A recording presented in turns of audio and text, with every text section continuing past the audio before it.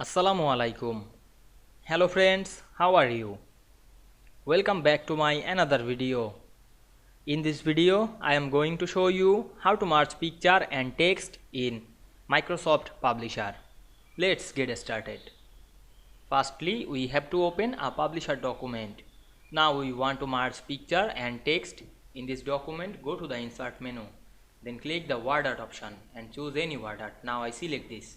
Fill word art, then click it. Then write anything on this text. Then click OK. Then resize the text.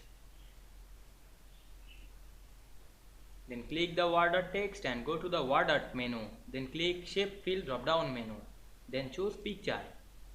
Then choose picture from our file. Now I select a picture. Then click insert. Then click outside of the text. Now we can see we merge picture and text this publisher document very easily. I hope you enjoyed the video. Please like, comment, share and subscribe my channel.